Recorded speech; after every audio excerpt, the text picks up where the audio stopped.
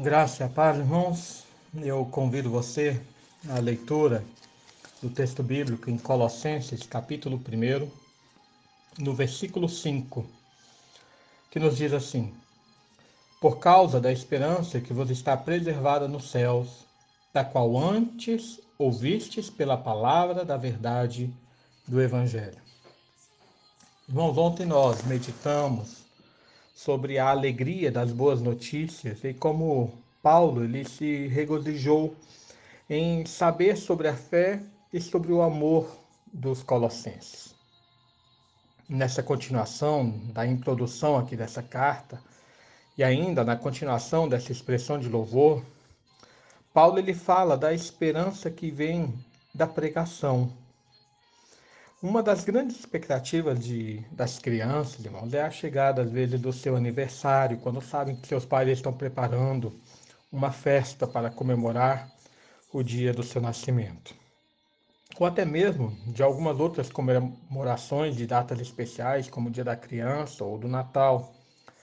Isso porque nessas datas as crianças elas sabem que receberão um presente, sabem que receberão de repente um brinquedo novo ou uma lembrancinha mesmo que alegrará o seu coração. Veja que no nosso versículo de hoje, Paulo, ele continua a sua ação de graças, mas agora dizendo que louva a Deus por causa de uma esperança que está preservada nos céus aos crentes. Mas o que é que Paulo quer falar com isso? Que esperança é essa? Paulo usa essa palavra apenas 3 vezes nessa carta, mas todas elas estão aqui no capítulo 1, também usando no versículo 23 e no versículo 27. Então, irmãos, para Paulo, quando nós olhamos essa palavra, para Paulo essa esperança se refere à própria vida eterna. Teria o mesmo sentido de promessa. O fato é que Deus prometeu aos seus filhos que, por terem crido na pessoa de Jesus, eles receberão a vida eterna. O Senhor Jesus, lá no João capítulo 3, versículo 16, que é um dos textos que nós mais conhecemos da Bíblia, diz que Deus amou o mundo de tal maneira que enviou seu Filho unigênito para que todo aquele que nele crê não pereça, mas tenha a vida eterna. A promessa, portanto, a esperança cristã, portanto, está nessa promessa que foi feita a Deus. Nós podemos esperar no cumprimento dessa promessa. Aqueles que creem em Cristo, que depositam a sua vida nas mãos do Senhor, que creem na sua obra de morte e ressurreição em nosso favor, têm a promessa, têm a esperança da vida eterna. E Paulo fala aqui que essa esperança está guardada, está protegida, ela está garantida. Algo interessante de se observar é que os gregos eles não tinham a esperança a respeito disso. Eles não tinham a esperança de uma vida eterna, porque não se baseava na crença do Filho de Deus, mas baseava, de repente, na benevolência dos deuses a quem eles adoravam. Nós vemos esse pensamento de Paulo expresso em Efésios, capítulo 2, versículo 12, quando ele fala: naquele tempo, estáveis sem Cristo, separados da comunidade de Israel e estranhos às alianças da promessa, não tendo esperança e sem Deus no mundo. Portanto, Paulo fala que esse sentimento do mundo gentil, o sentimento de desesperança, o sentimento de falta de certeza a respeito do que viria da sua vida, é também um sentimento que faz parte de muitas pessoas no mundo de hoje. O que é que eu posso esperar da minha vida? O que é que eu posso esperar até mesmo depois da minha vida?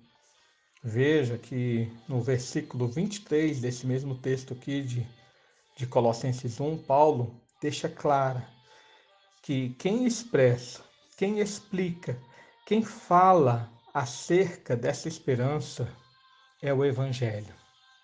Se é que permaneceis na fé, alicerçados e firmes, não vos deixando afastar da esperança do Evangelho que ouvistes e que foi pregado a toda criatura debaixo do céu. É o que diz Paulo. Quer compreender a esperança que Paulo está falando? temos que saber por meio do Evangelho. A esperança não vem de uma filosofia, nem mesmo de uma ideologia ou do pensamento desse mundo.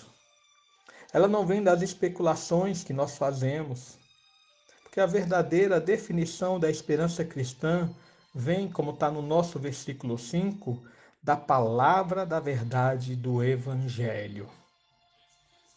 Ela não se baseia no que nós, como seres humanos, pensamos, mas se baseia naquilo que Deus revelou a nós, no que Deus transmitiu a nós.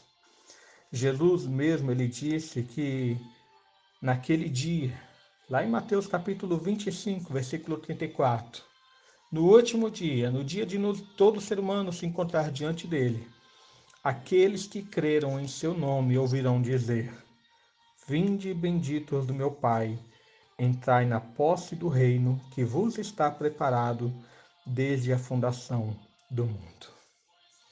Que alegria é saber que nós temos uma esperança, que nós temos uma promessa que foi dada por Deus e que nós apenas aguardamos o recebimento, a concretização dessa promessa feita a nós. Irmãos, que maravilha é saber que nosso Deus, como Pai, tem nos presenteado com uma vida eterna baseada em seu Filho Jesus. Um presente que está preparado a todos aqueles que creem na pessoa do seu Filho Jesus. Amém. Oremos nesse momento. Pai amado, mais uma vez nos colocamos diante de Ti. Agradecemos por Tua obra, agradecemos pelo Teu agir, agradecemos, ó Pai, por Tua promessa que foi dada a nós, porque nós jamais poderíamos alcançá-la por nós mesmos. Mas Tu nos deu essa promessa, Senhor, simplesmente ao crermos na obra e na eficácia do sacrifício do Teu Filho em nosso lugar. Pedimos, portanto, Senhor, que essa esperança venha a alegrar o nosso coração, porque se Tu nos prometeste, nós temos a garantia de recebê-la. Vivifica, portanto, ó Pai, a nossa alma, fortalece a nossa fé, para que naquele dia possamos nos alegrar em ouvirmos a Tua voz, nos chamando para recebermos a promessa que nos foi dada.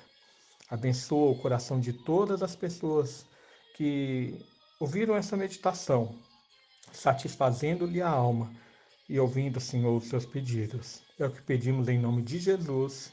Amém.